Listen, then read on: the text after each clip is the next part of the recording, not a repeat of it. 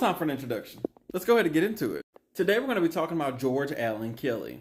George lives right at the border of Mexico and Arizona, but he lives in Arizona. Because of his proximity to the Mexican border, his property actually gets a lot of unwanted visitors. He stays on a 170-acre ranch with his wife. Now, on January the 30th of 2023, there was a couple of men who was crossing the border. One of those men was Gabriel.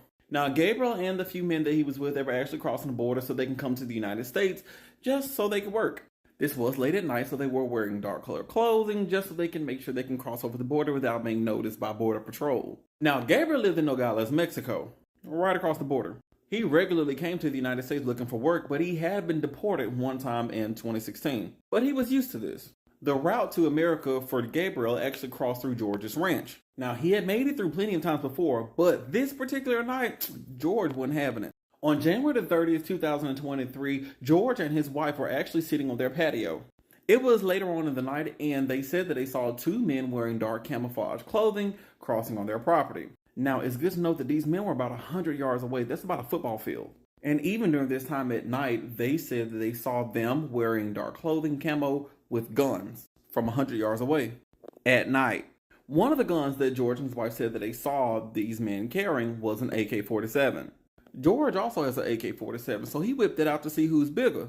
According to them, that is when Gabriel got his AK-47 and pointed it at George. He claims he was staring down the barrel of a gun from 100 yards away at night.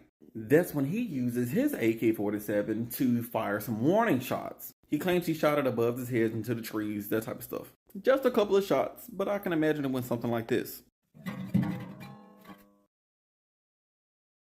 You're not coming into my country. Not on my watch. One Mexican down.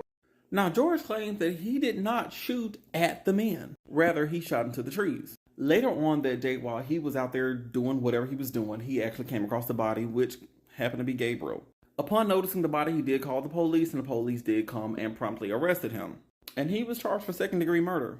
Now, when he got up in court, he claimed he didn't do it. Now, there are some conflicting reports about this, and some reports said they found the bullet, but the bullet did not match what he shot from his AK-47. Other reports said they found no bullet, so they can't actually tie him to the murder. Also, he and his wife said they saw two people toting guns from 100 yards away at night. But the investigation showed there was no evidence that these men had guns.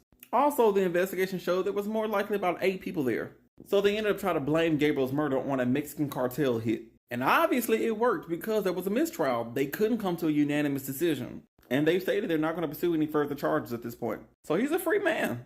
Y'all think he did it? That's crazy, right?